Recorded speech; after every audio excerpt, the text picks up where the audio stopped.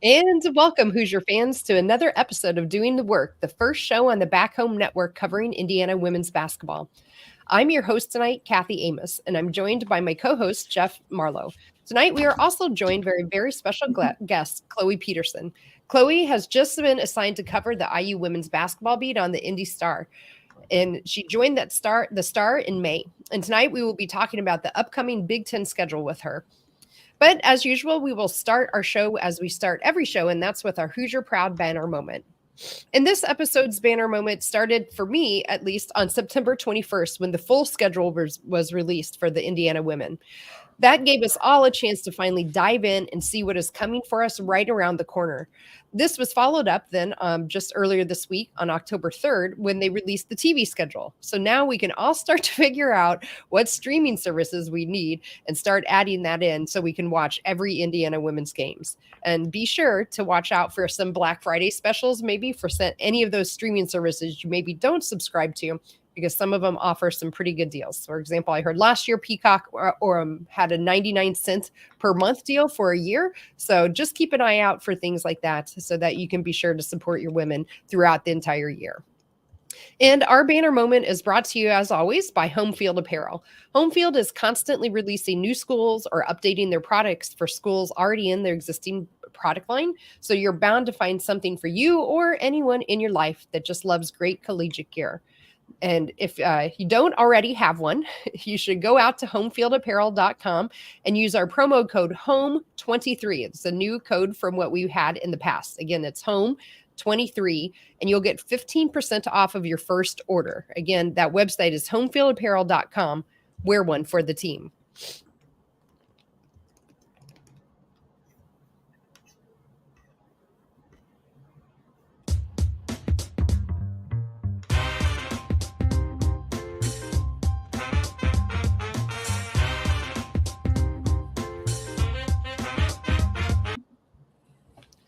All right. So, Chloe, before we jump into the schedule, and Jeff, let's talk a little bit of some news headlines. So I thought I'll just run through them real quick. And then maybe if each of you want to pick one of them that you really are excited about or want to talk more about, we can stop there and talk a little bit. So first, practice officially started on September 30th. We have a bunch of Indiana alumni who are playing overseas. That began over the past couple of weeks. Again, if you follow us on Twitter, Doing the Work, on Twitter, you will be able to see some updates that Jeff does a great job of keeping us up to date on all of those alums. The Hoosier Hysteria was set for October 20th, so just 16 days from now. Also very exciting. If you don't have season tickets and you're in the Bloomington area, single game tickets went on sale yesterday, October 3rd. And then an exciting one for me was the way too early top 25 preseason rankings came out from ESPN from Charlie Cream, and Indiana was ranked number 10. Other Big Ten opponents are Ohio State at 4th, Iowa at 6th, Maryland at 13th, and then some of our non-conference opponents also are ranked, Tennessee at 9th and Stanford at 16th. So already with 4 Big Ten teams in the top 25, it's shaping up to be quite the conference race again. So, Chloe, as our guest, how about I let you pick anything you want to talk about or anything I didn't mention that I missed, anything that's on your mind? I guess what would mostly be on my mind is Hoosier Hysteria. I've never been. I'm going this year, I guess, for the first time. I hadn't really even heard of it until I started at Indy Star. So I hear it is a blast, though. So I'm kind of excited to go to it for the first time. Yep. Yeah, you got Gucci Mane playing this year too. Who? So. That was my reaction when I heard that. And I was like, who? You can tell I'm an old guy. Who? Oh, Jeff, you're showing your age. Yes. I am. Who's this guy? So, hey, I just want to kind of go back to the alums playing overseas. And what's exciting with this group is with Tyra Buss and Alexa Golbe and Grace Berger all playing in Spain. They're going to be matching up against each other at different times during the season. So I'm really kind of looking forward to those games. And I'm trying to figure out a way to figure out exactly how to YouTube them, stream them a little bit, and see if I can get those links published in the community and stuff. But yeah, I'm looking forward to when those, when some, IU alums face each other, and square off. And then I doubt that's going to be on Peacock. No, we'll come back to Peacock in a little bit. Yes, I'm sure. But anyway, we could then of course, Amanda Cahill's playing in Luxembourg still, and she's playing with one of the best teams in Luxembourg this year. So, so the alums are getting going and playing. The one that was kind of strange was Tyra only played about 5 minutes. So I don't know whether it was an injury or whether it's just because she had just signed with that team like on Tuesday or Monday right before they played. So she was kind of late getting signed, but she started and played about 5 minutes. So still trying to figure out a little bit what was going on there. But yeah, the alums are playing. So, good one. And then, like I said, practice is going. There was some good stuff. For those of you who have a Pigs account, there was a really good thread by a poster on Pigs about what they saw at a men's and women's practice that the poster had been able to attend. So, and Chloe, have you had a chance to go to practice yet? I have not. No. Okay. Yeah, that'll be exciting. Yeah, I've been seeing some great videos out on the Twitter and Instagram accounts as well for the women's basketball account. So hopefully everyone's been able to see those videos there. They give at least a little glimpse into some practice, but really seeing a lot of high energy practices going up against the men's practice squad that we go against, and really lucky to hear Sydney's name a lot. So that was kind of exciting to see that. And that's what I can take away from the 2-minute video that we get. So not a whole lot there, but Chloe, how about let's take the opportunity to just officially welcome you. Thanks again for joining us tonight. And how about you give us just a little introduction of yourself, your background, and kind of how you got to where you are today. I went to the University of Iowa and covered mostly Iowa football and women's basketball, along with some other sports for the college newspaper, the Daily Iowan there. So I covered Iowa for 3 years, which was basically the entirety of Caitlin Clark's college career so far. And I went to all of their postseason games, to Dallas to watch their whole Final Four national championship run. So that was an interesting time. Not something I was expecting to do, but then soon after that, like a month later, I came here and I started at Indy Star in May, covering a variety of things like Indy 500, NASCAR. I covered the Indiana Fever for their entire season. And now I'm kind of doing some Colts stuff, some high school sports stuff, and then I'll be doing IU in the winter. Yeah. So exciting. Question for you, Chloe, because it's just interesting. It sounds like you had a great experience at Iowa, but did they come out to Iowa to kind of recruit or come to you, or did you have to come to Indianapolis for an interview? How did that work out for you to get the job with Indy Star? I actually had an internship with Indy Star before this job opened up. So I had a summer internship for this past summer, 2023. Okay. And then an entry levels trending sports reporter job opened up. I think it was in March. So already was connected with our sports editor, Nat Newell. So I kind of reached out to him and I was like, hey, what if I have this job? And then I went through the whole interview process and they hired me. There Sweet. you go. It worked out. Nice. Yeah. And did you just say you just graduated from Iowa? Yeah, I graduated in May. In May as well. Okay, so fresh out of school. So great.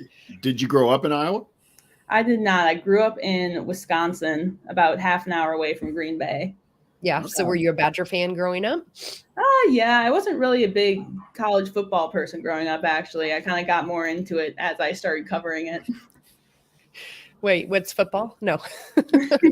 So yeah, we don't talk a whole lot of football anymore these days at Indiana. So speaking of that, let's go ahead and jump right into some basketball, which is what we're here for. And I think we'll just concentrate on the Big Ten schedule that came out. We'll really focus on those top teams that we're expecting. Of course, we'll start here with Indiana. So I'll just give a quick update, overview of it, and then I'll let you guys fight over who kind of wants to take a deep dive on your thoughts first. So for Indiana, in terms of double plays against the top teams, they do have Purdue as always, but they also play Maryland, Illinois, and Iowa twice, and they are all expected to be in the top half of the league. From the other top teams, the Ohio State, we only play them one time, and that will be coming up towards the end of the season, and it will be away on early February. So overall, though, let's just give our overall impressions of the Big Ten schedule. And I know I'd let you fight, but Chloe, as our guest, why don't you go first? What are your overall Big Ten conference schedule for Indiana impressions? I think really the 2 games against Iowa could very well determine the Big Ten, like the regular season championship at least. I mean, Iowa lost 2 very high impact players in McKenna Warnock and Monica Stinano. They do have a good replacement for McKenna Warnock and Hannah Stelke, but I don't know if they can replace the bond that Caitlin Clark and Monica Stinano had. Even I don't know how they could do that really, but they're still going to be very good, and they're still, I think, going to be a top 10 team and have a good chance at winning the Big Ten, whether it be Indiana, Iowa, or OSU battling for the top. I do a little bit deeper dive into the Big Ten schedule for IU here. You really look, I thought the first half of the schedule really isn't hard. I really thought the first half, you look at they play Rutgers early in December on the road, and then they start the rest of the Big Ten schedule for Indiana will start basically New Year's Eve. But I really thought that as first outside of Iowa, at Iowa on the 13th of January, I thought they had a chance to get out to win about the first eight out of 9.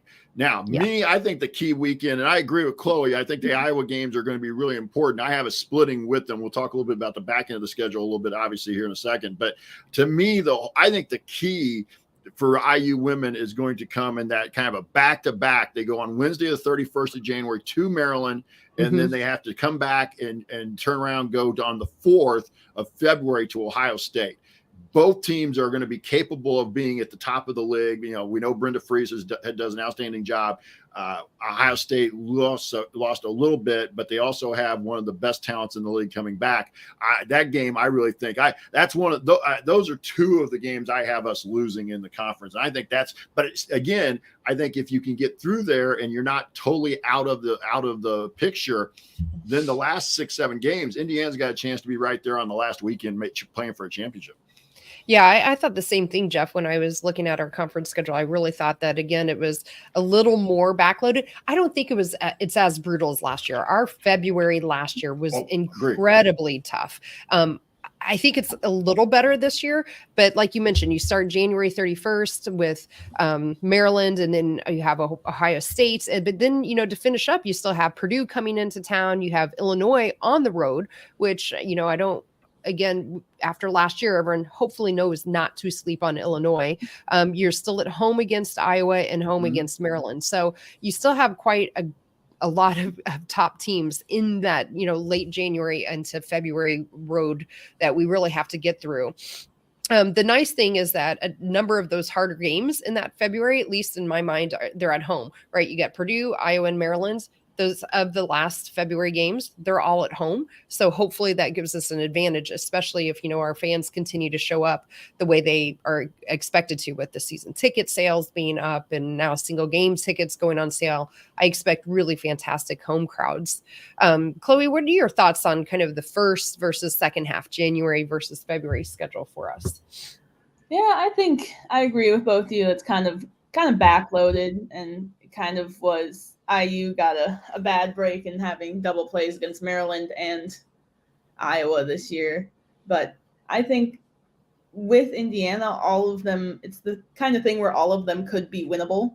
It just depends on what they're doing and how they gel together at the beginning of the season, I guess. Yeah, we do have a few new faces coming in. Of course, we know we have to replace Grace, which everyone understands. I think for me, a big wild card are going to be the 2 freshmen coming in and our transfer. How do those three players come in and contribute? Because some of the things, Jeff and I have talked about a lot over the couple of years doing this podcast is just the lack of depth that we've really been able to show going deep into the conference. We tend to tighten up to a 6 or 7 player rotation. And can we maybe go a little deeper with, Lene and Jules coming in, and with our transfer coming in, can she help to give Mac some of that rest, especially once we get to conference play. I think it's going to be very important, as we saw last year going into the March play, for Mac to be healthy. I think she needs rest early on. But Jeff, what else do you have on your mind about the schedule? Well, I think the part that I liked about the last 7 games is that what I kind of focused on when we were preparing the run sheet was, yeah, we have some tough games at home, but if you look at the road games, yes, Illinois is not going to be easy, but Wisconsin, again, on paper, we still got to play the games, but on paper, Wisconsin should not be anywhere near the top of the league, and Northwestern shouldn't be anywhere near. So you'd like to think that you'd be able to take care of business, maybe get out of those 2 places on the road, both those games on the road there, and hope you can be able to get out of there with 12, 13-point victories and not have to play everybody 36, 37 minutes with that. Now, let's face it, we still got to play games on the floor, and so some of these teams may actually show us that they've made some improvement, and we're going to have to play a little bit more of a difficult schedule. But I just really like the fact that, like you said, you get some of the tougher games at home at the end. You got to hold home court. If you want, in my opinion, the league's always the same way has been the way I treat the men. You got to win at home. If you almost got to run the table at home and then try to steal as many as you can on the road. And that's how you win the league. So you those games at home are, to me, I hate to say must wins, but at the end of the season, if you're still in the battle for the Big Ten title, they're must wins. Yeah, I agree. So focusing then on some of those away games that we have, that maybe might take people by surprise. I think, again, Nebraska is one we need to watch out for. And I'll credit Ari in the chat here for reminding us for Penn State. McKenna Marisa now has help from Ashley Owosu, who's now coming back to the Big Ten and playing for Penn State. So we can't, Owusu, we can't, I think those 2 teams in particular can't discount. And we've already talked about Illinois. Those are some of the 3 games on the road. Purdue on the road is not going to be easy for a lot of teams. Never easy. Yeah. No matter how we handled them last year on the road, we can't forget that it is still Purdue on the road. But Chloe, what are your thoughts on some of those away games that maybe might sneak up on us? Yeah, I think I was thinking about this before, that Illinois and Purdue could very well be trap games for Indiana. Yeah. Like, they seem like you can win them on paper, but those could very well be sneaky. And Nebraska gave Iowa last year a pretty big showdown on their home court. So they can compete on their home court, and they're really good at it. So I think those could all be some sneaky trap games for them. And I want to agree. I want to agree with Chloe about that one. Home crowd too. Yeah, I want to agree with Chloe about that one, because Nebraska is one of the few teams in the league that really can match up with Mac inside. Yeah, yep, absolutely. And they always have a good home crowd too. They have great support for their women's sports there over in Lincoln. So having gone over to a few games of different times, that I've definitely have seen that. Okay, cool. Anything else from either of you that you want to touch on the Indiana schedule? Nope. Not too much. All right, well, I'll put you on the spot here, Kathy. What do you have them for a conference record? You know what? I'll be honest with you. I haven't done it yet. I've looked through the schedule and I've mentally done it, but I've not tallied it up. So probably somewhere around what you have, which I'm guessing you have around 4 or 5 losses. I have them 15-3. 15-3. I have them losing at Iowa, at Ohio State, and at Maryland. Yeah, I had those 3. And then to our earlier conversations, I think we're going to end up dropping one of those other road games, whether it's to Illinois, who gave us some fits last year, or Nebraska or something. I can see us dropping one or more of those games. So that's why in my head I had 4 or 5 losses. So how about you, Chloe? Have you tallied any win-loss records for us on the Big Ten schedule? I haven't really tallied specifically, but I agree with Jeff that Iowa, Maryland, and forgot who else it was. Ohio State on the road could very well be losses. And I think going to Stanford in the non-conference schedule could be a pretty tough game, especially. That's actually the one non-conference loss I have them with. Yeah, I have Chloe, that one good as call. yeah. I wonder about the Tennessee game. Yeah, I know we're here to talk about conference schedule, so we won't get into it much. I wonder about the Tennessee game, but we talked about that a few weeks ago. I think that could be sneaky too for us as well, especially after beating them last year. I'm sure they're going to have that in their minds. But all right, then let's move on to the one of the now media and coaches both voted for Iowa to be the hands down conference winner this year, just coming out earlier today. So let's talk about that a little bit. So let me again just give an overview in terms of their double versus single play. So in terms of double play of the top teams, Iowa has Ohio State and Indiana as double plays, and then they only have a single play against Maryland, and I believe they play Illinois only once as well. Jeff, how about you go first this time? What are your overall thoughts just in general of the Iowa conference schedule? Well, I kind of disagree with the media, my media brethren, I guess I would call us here on the Doing the Work. I'm one. I think Ohio State's the team to beat in the league. I appreciate everything Caitlin Clark does, and she has the ability to carry a team. We know that. But I agree with what Chloe said earlier. I think the loss of Sonano is really going to be something that they feel against some of the better teams. And I just think that Kevin McGuff at Ohio State does an outstanding job.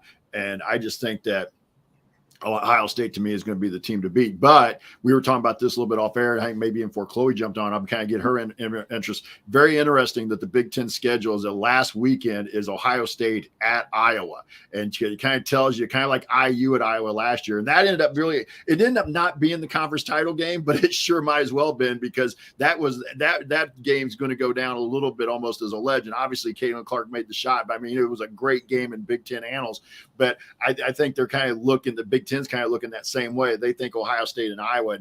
But you like I said, I thought Chloe, and I'll let Chloe go, because again, she gives a little better insight into Iowa since she was covering them the last couple of years. But obviously they can beat anybody on any given night, and when Caitlin gets hot, they can beat the elite teams as well. But I just I agree, though. I think the schedule plays to their advantage a little bit. They don't have as many tough double plays. You look down the stretch. In those last 7 games, they are in the same boat. They get 4 home games: Penn State, Michigan, Illinois, and then finish with OSU at home. So I was going to be right there. Don't get me wrong. I really think IU, Iowa, Ohio State are probably just a little bit the top 3. Maryland, I have a little bit more of the 4th place team. Again, Britta Free's a good coach. But I'm just leaning right now a little bit toward Ohio State. But I was right there. They could win the league. But right now, if you ask me and said who am I picking to win the league, it's Ohio State. Yeah. Chloe, what do you have any overarching thoughts on Iowa or anything that Jeff just mentioned? Yeah, I mean, I agree with they are not going to be able to replace Sonano. Caitlin even said this morning they had their media day, and I was following along a little bit, that it took her and Monica a year or 2 to like actually really gel well together for Caitlin to do those behind the back no look passes and for Monica to know to look for them. So I think whoever they put at center coming up in this year, whether it be Addie O'Grady, it will likely be Addie O'Grady or Sharon Goodman. I don't think they're going to have that innate sense yet. And at that point, it's not going to be enough for them to really have that ability to overtake teams at the last second like they did against Indiana last year, which Caitlin taking that 3-point shot was their 3rd choice, I believe. They wanted to get it to Monica first and then get it to McKenna, and then Caitlin was like the last-ditch effort and somehow went in. Very wild when I was watching that. But I don't think they're going to have as much of that ability to, close out those really close games this year against OSU or IU or even close games against Illinois. I mean, they lost to Illinois last year even. Yeah. So it's going to be a different team. They're still going to be very good, but not as good as they were last year, obviously. Absolutely. I have the same thoughts as both of you too. I wonder with the replacement of those two players how I was going to do it. And so maybe Chloe, I'll ask you this: do you think some of those preseason rankings are then just more holdover from what people saw last year, making it to the championship game, as opposed to really thinking about what the loss of Sonano and Warlock is going to be and how they're going to replace them? Because I wonder about Iowa's depth too. Next week, Jeff and I are going to dive into Iowa a lot more in terms of a deep dive into their entire schedule and roster. Not having done that yet, do you feel like they're going to have the depth that maybe they had last year? I don't think I think it's more of it's less of them kind of riding the high from last year and more of them not really realizing what losing Sonano actually means for Iowa, because they have a 4 replacement in Hannah Stelke, and Hannah Stelke can also play the 5, but she is not kind of on that sense with Caitlin. A lot of it with Caitlin is just having that sense, because she just kind of throws passes, lobs them like footballs sometimes down the court. So it's kind of just having that chemistry that they're kind of overlooking, that's something really big to lose, more than just like having the player losing. They're losing the chemistry as well. Right. Yeah. And in terms of schedule for Iowa too, I do think, again, they got a little bit luckier, if you will, than Ohio State and Indiana, right? We've talked about the double plays, and Iowa only has Maryland as their single play against those expected top 4. And then they have, double plays with us and Ohio State. And Jeff, do you remember off the top of your head, is the Maryland game for them at home or is that away?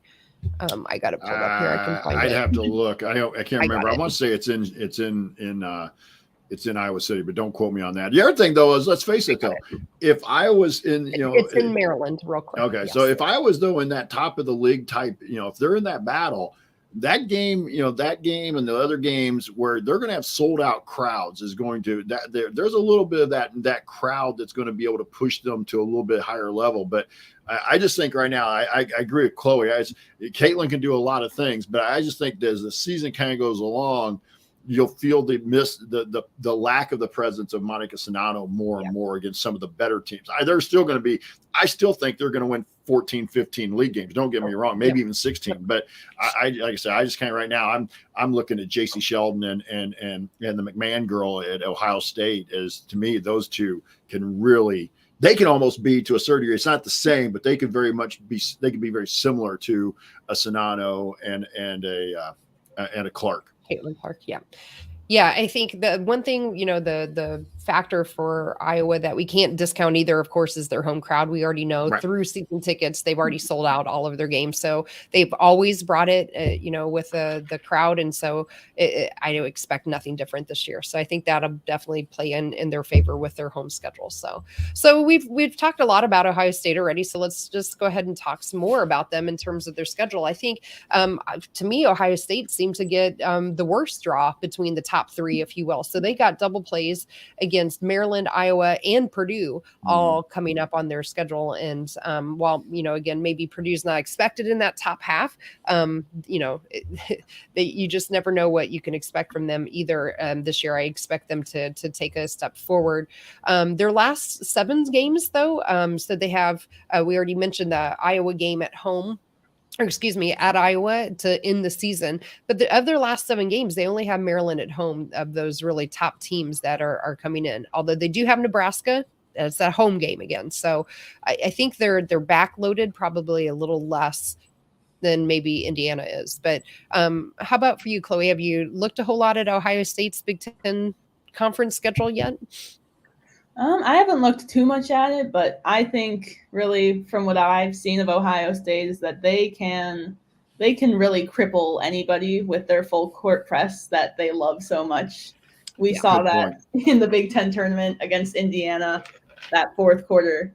That I guess the entire second half for Indiana was kind of just crippling for that. Yeah. And it's happened with Iowa as well with the full court press. And I don't know how Big Ten teams haven't game planned for that yet, because it seems to work a lot of the time. But That's the big thing when I think about OSU is their full court press that is very, very crippling. Yeah. And they have returning. Sorry, go ahead, Jeff. Well, I was just gonna say, and they can just turn you over so fast, and then it just kind of snowballs. Like Chloe said, that's kind of what happened to IU in this Big Ten tournament. Yeah, absolutely. And, they've got the returning freshman of the year with Cody McMahon. And, she takes the sophomore leap from what she was doing last year, especially towards the end of the year. That's a scary team to me. I agree. I don't know if I've specifically said it out loud, but to me, if I'm picking today, I'm picking Ohio State as well to kind of win the league. I just think they're really going to be a tough out. Again, assuming everyone stays healthy for them. Exactly, Kathy. That's where I was going. Ohio State has been the one team that's really had to fight the injury bug over the last couple of years. J.C. Sheldon was probably the prime example. Missed a big chunk of last year, got healthy right toward the end of the Big Ten season, the Big Ten tournament, and the NCAA tournament. And all of a sudden, I shouldn't say all of a sudden, but people were like, "Where'd Ohio State come?" Well, when they had their full complement, and especially a healthy J.C. Sheldon, they were one of the better teams in the league, if not the country. Yep, absolutely. Jeff, any other overarching thoughts on Ohio State? Again, I know next week we'll be doing a deeper dive into them as a team, but anything else on the schedule? Not on the schedule. I do know that they were showing in the workaholics here in the chat that they did get an all ACC defensive player to come in on a transfer portal. So we're going to take a deeper dive, but again, so they've added, not just added, they added an all league type defender. So, we'll talk about them next week, but I just really like Ohio State, and especially like you just talked about, if that team can stay fully healthy, that's my team to win the league, at least on paper right now. That doesn't mean I'm anti-Hoosier here. It just means that I think on paper they're the best team in the league. Yes, absolutely. Okay, well, let's touch on the kind of what I think both agreed on, all of us agreed maybe in that kind of 4 slot is Maryland. So Maryland has some double plays with us, Ohio State and Illinois. In terms of their back end of their schedule, they have the last 7 games. They have Rutgers, Illinois, Penn State, Rutgers again, Ohio State, Wisconsin, and then they end the season with us coming in. Or is that in Bloomington? It's in Bloomington. Okay. Yes. Okay. I had that backwards in my head. So that's a tough game to end on, obviously away and into Assembly Hall, but their home games, they have Wisconsin coming in, Penn State. I mean, otherwise their back 7 games are a little lighter. So I think it's going to be their January schedule that might make or break Maryland coming in. Yeah. And more likely you get Rutgers twice in the last 7 games. If you're Brenda Freeze, you're loving that. Yep. Absolutely. Chloe, what are your overarching thoughts on Maryland? Yeah, it is interesting they get Rutgers twice in, I think, 4 games? Yeah. I also think kind of a little bit off topic. Rutgers has really just fallen off in the past couple of years after Steve Vivian Stringer retired. It was kind of just immediate how they dropped off. So 2 years ago, I would say that's a tough schedule, but it's not really anymore. But other than that IU game, I think they have – and that OSU game, they have kind of an easy road to the end of the season. And, they did lose Diamond Miller, obviously, but they have Cheyenne Sellers now. And Brenda Freeze always seems to have a WNBA caliber player to call on, like after Christy Tolliver left and then Alyssa Thomas left. Now Miller's gone, and now they have Sellers to kind of pick up all that slack as well. So it seems like they always have someone to replace, or someone as a professional caliber player to replace whoever left. Absolutely. Yeah. I mean, we know we have Cheyenne Sellers, but I think she's got a lot of new pieces again, but she did last year as well, to your point. And, she's just such a great coach. I fully expect that they'll be right there towards the top half and for sure. I just think there's also some of that. Sorry. I just think there's some of that aura Any other thoughts on Maryland? Yeah, I just think there's some of that aura of going to Maryland where most teams haven't ever won. I mean, IU hasn't won in College Park. So it's teams sometimes get in there and it's like we've never won there. It's like we're at Maryland. So even if Maryland's down just a little bit, I think that, people, there's still kind of that, mystique of Maryland basketball on the women's side that carries them sometimes against teams. And so I'll be interested to see that. Yeah. Well, let's touch just a little bit on Illinois. They get double plays with us and Maryland, so they don't have Iowa twice. I don't believe they have Ohio State twice. Coming down the stretch, in terms of the last 7 games, they do have their one game with Iowa is in late February on the 25th. And they have us stuck in there on February 19th. Other than that, and they do have Maryland at home. So, yeah, I guess of their 7 games, they do have the top 3 teams that are all coming. Well, 2 of them at home, Maryland and Indiana, and then Iowa away. So they do have 3 top teams coming in that last from February 11th on. So they're going to have quite the road to get through as well. But, I think Illinois made a lot of great strides last year. And I think they have a really good new coach. And so I expect Illinois is going to be up there giving, as you mentioned, Chloe, they beat Iowa last year. And I think we'll see that a couple more times from them. So I don't see that they're going to be anywhere near the top 3 or 4 per se, but I think they're going to be knocking on the door and should make the tournament. But Chloe, how are your thoughts on Illinois? Yeah, I think Illinois could be a trap game for any top team that comes to them. They made it into the tournament last year. I think they were a playing team and they lost that, but they still made it into the tournament. And I think they have that same expectation coming into this year. So they do have Maryland and IU and Iowa kind of going into that last part of the season, as you said, but they could win not all of those games. They could win one of those games, 1 or 2, and it could be one of those kind of just upset thing they need to get themselves on the map like they did with Iowa last year. Yeah, absolutely. Jeff? I totally agree with what Chloe said and what you were saying a little bit about Illinois here. The only thing I will say about Illinois is, and we haven't really done deep into their roster yet, but based on what they were returning from last year, they were a little bit undersized up front. Now, Kendall Bostic, kid from Indiana, who, one of the best rebounders in the Big Ten last year, but still a little bit undersized up front. So that may be an area where if teams can handle their guard play, because their guards are good. Their guards will put some pressure on it and stuff. But I think that undersized front court that they had coming back, that's going to keep them from maybe making that step into the top 3, or so. But that's a program right now that you got to feel like is on the rise. Yeah.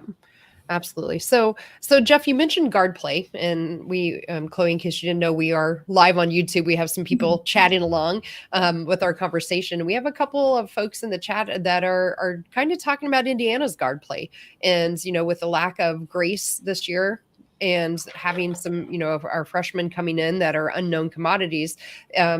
We have at least, one person, a couple people are in chat that think that might be where our weak spot is in our guard play. And as we, hear so often from Coach Tonzoni on Assembly Call, it's a guards game. So what are your overall arching thoughts about, do you think that our guard play might be a limiting factor for us? We mentioned that might be a strength for Illinois. How about on our side?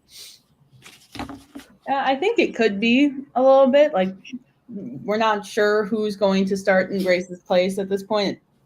My prediction is that's going to be Sarah Scalia. But kind of the depth at guard is going to be a little bit of a problem, I would think, for IU this year, at least at the beginning of the season, to see how that kind of plays out. Yeah, I think it's going to depend on, as mentioned, with our freshmen coming in. But I also think, Lexi is a wild card too. What kind of leap can she make from last year to her sophomore year? Will she have a good, sophomore stepping up for us and that sophomore breakout that sometimes we see? But I don't know, Jeff, what are your, kind of thoughts on guard play and expectations for Indiana? Yeah, I just think we're going to see more of Chloe at the point that, kind of like we saw when Grace was hurt last year. We'll see more of Chloe at the point, but I'm with you. And I agree with Joel, especially in the chat, that I think right now at point guard is kind of the question mark per se, especially once you get past Chloe. But I'm a big Lexi Bargesser fan. I really think she has some real potential, but she just needs time on the court, and she's going to learn. If she's going to make some mistakes that may cost, I should say cost, but in a loss that leads to a loss or something like that, you just got to learn to stay with her. But I really think she's got a chance to be a pretty good point guard. We talked with Lene Beaumont in the summertime, Kathy, and I'm not sure I really see those two as point guard material. I think they're more wing type players. They can handle it a little bit, but I just think that the more depth you can build, and I think Terry Morin maybe trying to get to is a little bit more of a multi-ball handler system where she's not always having to rely on one specific point guard. And I think that's where you can see that. But it just they got to be able to guard. That's the one thing we don't know about Lexi, Lene, and Jules. Can they how good can they guard against the elite guards and wings like Iowa has or Ohio State has? That's what we'll just find out as we go through the season. Yeah, absolutely. I think, with some of those early challenges in our non-conference schedule, we'll find out probably pretty quick. So, okay, so let's round off some of the non-conference talk that we have, which is with Purdue.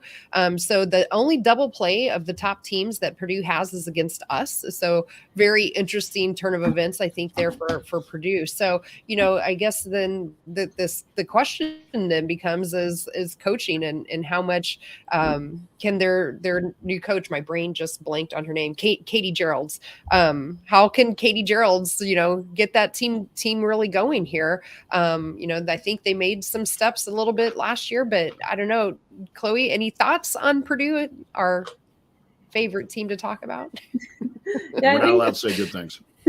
I think Purdue could really be a dark horse team this year. They obviously also made it into the play-in of the NCAA tournament, and they have that pretty easy schedule, as you mentioned, with IU only, and then the one time they play Iowa is in West Lafayette. So I think what will really set Purdue apart is their non-conference game against Notre Dame in December, which is a top 15 team. And I think how they compete in that is going to be like a good indicator of how the rest of their season's going to go. Yeah. Yeah, and they picked up the Reynolds girl from Maryland, who had, from South Bend, Washington here, who had played last year at Maryland. She's coming back into Purdue. I think maybe had a foot injury last year at Maryland, didn't play a ton, but then her younger sister had already committed, had also opted out. She had backed out of her commitment to Maryland and has come and went to Purdue. So she's picked up some talent there, but I still think part of the thing that Purdue has to overcome, again, in a league that has good guard play anyway, but also has kids like Mackenzie and Mackenzie Holmes and some other solid post players. Purdue's got to get better up front. But Katie Gerald's, again, former Purdue player and Indiana All-Star here, Beech Grove kid. I shouldn't call her kid. She's a woman now, but I remember when she was playing and I was coaching. She's getting that program back to where the Purdue fans expected it to be, which is a tournament team. Right. Yeah. And, they do have that history too. So to build on as well. So I don't know exactly what to expect from this year, but I agree, Chloe. I think they could definitely be a dark horse that people need to keep an eye on, unfortunately. Anything else from either of you two you want to touch on with with the Big Ten conference schedule or just Indiana in general before, we kind of wrap it up and talk about what's coming up next? Chloe, I'll let you go first. What else is on your mind today? I'm not sure if I have much else on my mind. I see the chats talking about Mackenzie Holmes not being unanimous. Yes. Well, let's talk about that quick. Let's go ahead and talk on that then. Go ahead, Chloe. Why don't you fill everyone in on what our chat mob here is talking about, our workaholics. I believe she was a unanimous first team from the coaches. Yes. But not from the media, which Correct. Is kind of, I would think she'd be a unanimous first team, and she was first team All-American last year, and unless she is still hurt, I don't see why she wouldn't be a first team All Big Ten. Right. Yeah, I would like to know, obviously I understand Caitlin Clark was unanimous, and I just don't understand who else that, they would have 4 other people that are going to knock Mac off of that list. As you mentioned, she was an All-American last year, All Big Ten Defensive Player of the Year. And it's not like she's going to come back and be worse, and she's not going to be on a worse team. So I don't understand that. My only explanation I can come up with is whoever from the media didn't vote for her maybe isn't like Chloe and came in and did their homework on the conference they're supposed to be following. I don't know. Jeff? Well, explain we it. talked It a little doesn't bit make about sense. this and text and message and Twitter, and you're shaking your head about that one. But I do want to ask Chloe and Kathy, kind of get your thought. The media top 5 was kind of the 5 I thought. It was Iowa, Ohio, or the media was Iowa, IU, Ohio State, Maryland, and I want to say Purdue or Illinois. I think. Yeah, Illinois. But the coaches had Michigan at 5th. So am I overlooking Michigan, or the coaches know something? I say, they know way more than I do, but I'm just not sure I see Michigan as a top 5 team with the players they lost. Yeah, I'm kind of surprised to hear that too. So I don't know enough about Michigan, I guess. Or maybe they've got a really great schedule in the conference that they're lending that to. I don't know. Chloe, do you have any thoughts on Michigan? I really don't have any to add, to be honest. I don't really have a lot of thoughts either, honestly. I was kind of surprised to see them in the top 5. I thought it was going to be Purdue or someone else on the top, but I don't know. I guess coaches might know more. Michigan was very good a couple of years ago, so maybe that's kind of a little trauma from a couple of years ago. So, yeah, we'll see. So I guess we'll find that out. So, yeah. Other than that, any other surprises from what you saw in the media or the coaches poll? I don't think so. Not for me. I just want to say this about the schedule. We can talk about the top teams and who all we're playing and kind of those matchups. But I think right now you also got to realize if any of these top teams, the IUs, the Ohio States, the IUs, the Ohio States, the Iowas, throw Maryland in there. If they lose to any of those teams, they're going to be toward the back end of the league. If they're losing to Northwestern, Wisconsin, if they drop a game along the way to somebody like that, that's almost like a double loss because you just got to figure everybody else is running the table against those. So keep an eye out for some of those games because sometimes those are, we talk about trap games a little bit with Purdue and Illinois, but sometimes you get a game on a Tuesday night, a Wednesday night where you've played on a Sunday against, say, one of the best teams. You got another good team coming up on the following Sunday. So you're kind of like, really, I got to go to Chicago, middle of the winter, and I got to play North, and all of a sudden, next thing you know, you lose a game you probably should have won. Those are the kinds of games I'm going to be keeping my eye on. Yep, absolutely. I agree. All right. Well, before we wrap it up then, Chloe, one last chance. Anything else? I think I'm all good now. All right. Me too. Kathy, before we wrap this up and move on to what's up next, but let's talk a little bit about IU in terms of scheduling. Got some primetime games. I mean, they got a couple games on Fox. They've got a couple games on FS1. Some now the other thing, and we've already seen some of this on Twitter. Peacock is taking over some of the Big Ten schedule, and so IU, the women especially, are going to be on Peacock several times. I'm a cord cutter. I will say this. We've been having this conversation with some of the people on Twitter. I'm a cord cutter. So I've already had my Peacock account because I was watching Premier League and stuff, but I'm just glad that the women are going to be playing. To me, I don't have to go find them on BTN Plus all the time. That's my opinion, but I'm interested what you and Chloe think about them being over on Peacock. Yeah, I am the same way, Jeff. Except I don't have Peacock, but I have a friend who does. And so I know I have access to be able to get to it. I would hope that the Peacock production is better than Big Ten Plus. No offense to all of our media students. They do a great job as much as they can, but we know that Big Ten Plus is not always the best quality when it comes to the basketball games. And so I would assume that Peacock is definitely going to be better than that. So I don't have a problem with it. I mean, if we're wanting to have these Big Ten conference media rights, although I'm wanting to is maybe a strong phrase to use, but if we have it, right, it's reality and this is where we're going to be. And yes, and NBC is not going to put this on NBC and think that they're going to get money back. This has been in the contract forever. We knew it was coming to go to Peacock in particular. So not surprised at it, but yeah, I hope that the quality is better than what we are getting out of some of the Big Ten Plus games. So yeah, Chloe, any overarching thought? Yeah. Sorry. Go ahead, Chloe. Go ahead. I've dominated. Yeah, I thought a lot of the same things that you two thought about Peacock. And I saw a lot, especially about the Iowa coming to IU on February 22nd. That one's on Peacock.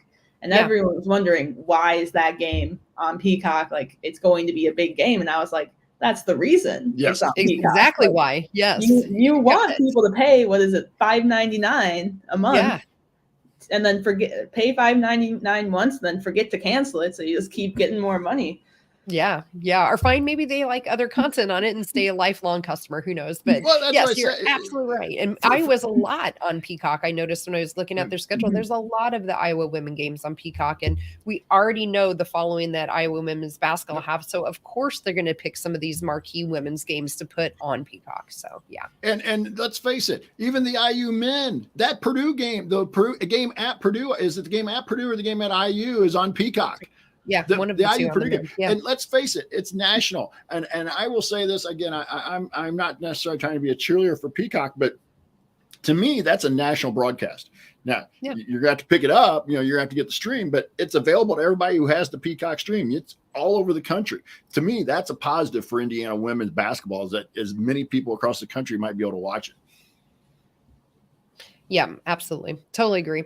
So I don't have any issue with it. Yes, like I mentioned, I share a lot of our streaming stuff already with friends and family and stuff. And as long as we continue to do that, it is still cheaper to me than having to pay for DirecTV or cable. So, and just the flexibility of it, like last night, I took my phone up and I was watching the end of a playoff game as I was getting ready for bed, a baseball game. And I couldn't do that when I had DirecTV. I couldn't just carry my phone and watch my TV with me around my house. So there are a lot of other benefits, I think, to streaming. So, all right, then, Jeff, are you ready to take us out of here then? Gotcha. Give us a little Bob Thompson.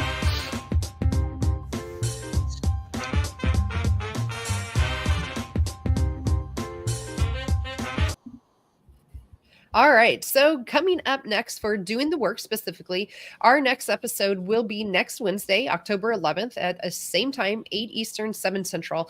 Jeff and I do plan on having a show from here on out every Wednesday up until the season starts. And then, of course, we will most likely have post-game shows after a lot of the big games. Some of the other non-conference games we might combine into some post-game shows into, like we did last year, multiple games. But next week, we are specifically, as we've alluded to throughout tonight, taking an in-depth preview of some of our top teams, and we will start with Ohio State and Iowa. So we got into quite a bit of it tonight already, but we will really take a deep dive into both of their schedule, look at newcomers, look at who's left. We'll look at their non-conference schedules. So hopefully you all can join us then.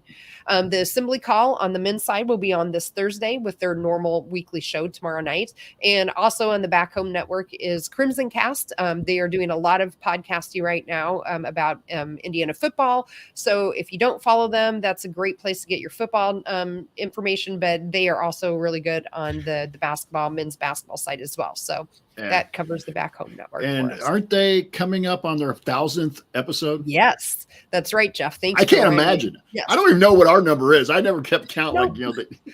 We never did keep count, so we'd have to go back in time. But yes, they are coming up on their 1,000th episode of Crimson Cast. So congratulations to Galen and Scott on that. And I'll always take a listen to that. So for us, though, if you want to see our show live, you can be part of our live chat, which is going on right now. We call them our workaholics. And so make sure you subscribe to our YouTube channel. You can do that at youtube.com/assembly call. If you want to be part of our private community, you can find out more at assemblycall.com/community. We have all kinds of great discussions in there about men's basketball, women's basketball, football. Ari Schifrin keeps us up to date on all other kinds of sporting events between soccer and volleyball and everything that's going on in Indiana. So come and join that community today if you're not. Special thanks to John Ringer of Riggs Design for designing our logo. A big thank you to Bob Thompson for our new music that you heard a couple of times in our broadcast. But most of all, thank you all for listening and coming into our show, whether you're in the chat live or you're listening later on your own. And most of all, Chloe, thank you so much for joining us tonight for the first time. And hopefully we'll be able to steal your time again some other time to have you on another show. Really appreciate it. Mm-hmm. So until then, we will talk with you again in a week. But until then, keep your elbows in, your eyes on the rim, and let's go Hoosiers.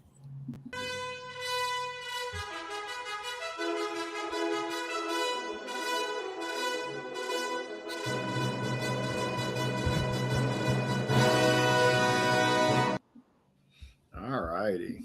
All right. Hey, nice job, everybody. All right. Yeah. Great, Chloe.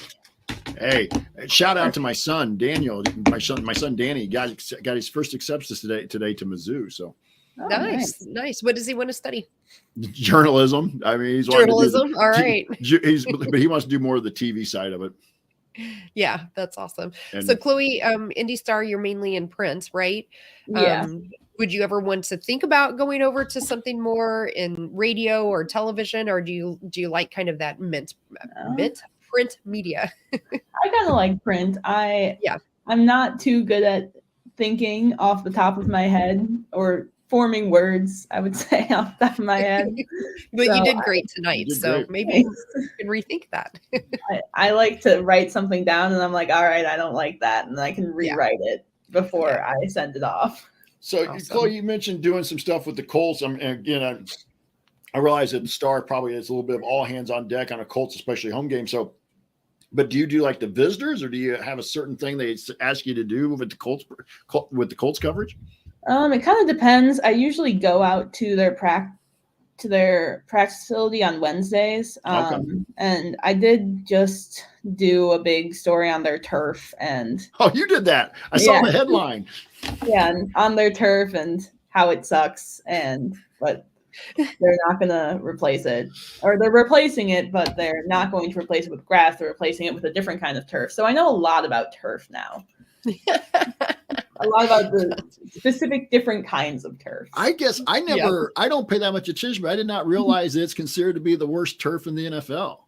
Yeah, the slit film turf is apparently the worst turf in the NFL, and like the NFLPA put out a statement that was like, if you're not going to go to grass, at least go to this monofilament style turf. Is this the same style field that Rodgers got hurt on? I think so. MetLife is apparently like the worst turf in like ever, from what I've heard. Gotcha. Yeah, got it. So well, I think maybe we'll let you go though, Chloe. Yep. And yeah, if you are up to it, we do a post-game show live after almost every game, especially the big ones. So if you're up to it and you feel like trying your hand again at some live YouTubing and give us your on-the-spot thoughts about a game, we'd always love to have you. We're always looking for some new people to come on and balance Jeff and I out. So sounds good. Be glad to have you. You were great tonight, Chloe. Thanks for coming. Oh, thank you. Yeah, thanks for having me. And good luck with your covering the IU women. Yeah, absolutely. We'll be reading. Yep. Thanks. Yeah, you'll be great. All right. Bye. All right, take care. Thanks. All right.